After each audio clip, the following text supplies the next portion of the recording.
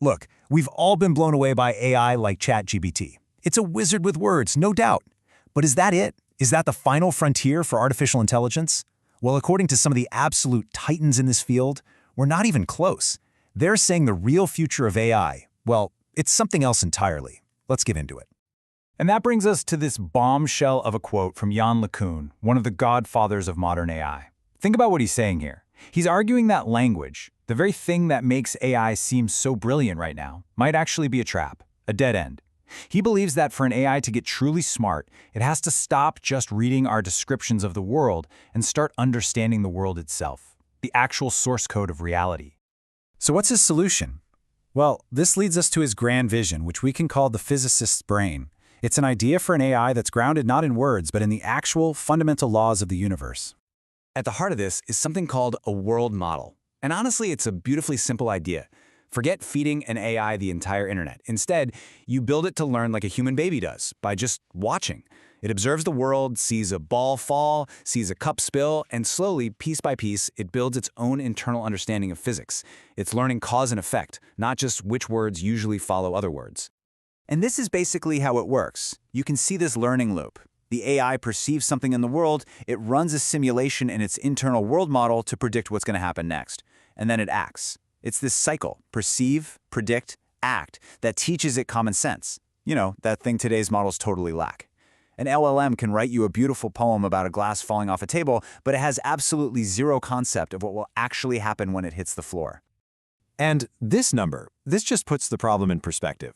400,000 years. That's how long it would take a single person to read the amount of text a top AI model like GPT-4 processes to learn what it knows. Now, compare that to a human child. They learn a working model of reality in about 16,000 hours of just living their life. To LeCun, that staggering inefficiency is a giant flashing sign that we're headed down the wrong path. Okay, so that's the physicist's approach. But what if starting with physics is, well, starting in the middle? There's another totally different school of thought, an approach that grounds AI not in observation, but in pure, verifiable meaning. Let's call this one the philosopher's brain. This idea just flips the entire script. Instead of forcing an AI to figure out what a chair is by showing it a million pictures of chairs, why not just give it the perfect, official, unchangeable definition of a chair right from the start? The building blocks here are called tokums, and you can think of them as atoms of meaning. Every single concept, from gravity to a cup of coffee, gets its own unique tokum, which contains its exact semantic DNA. So this kind of architecture, it's not about making fuzzy predictions. It is all about rock-solid, precise definitions. You see, everything is built on this core of semantic DNA, and every concept is cryptographically signed and verified. The goal here is to build a web of knowledge you can actually trust, 100%, because it's built on provable truths, not just statistical best guesses. All right, so let's just take a step back. We've got two radically different visions for the future of AI. On one hand, you have the physicist's brain, learning about the world by watching it, and on the other, the philosopher's brain, built from the ground up with pure logic and meaning. It really is a tale of two brains, and their starting points couldn't be more different. And when you put them side by side, the differences are just fundamental. The physicist's brain learns by seeing. It needs to watch endless videos to understand reality. The philosopher's brain learns by knowing. It starts with a library of verified logical truths. It's really the difference between doing messy lab experiments versus solving a clean, perfect math equation. Okay, but hold on. I know what you're thinking.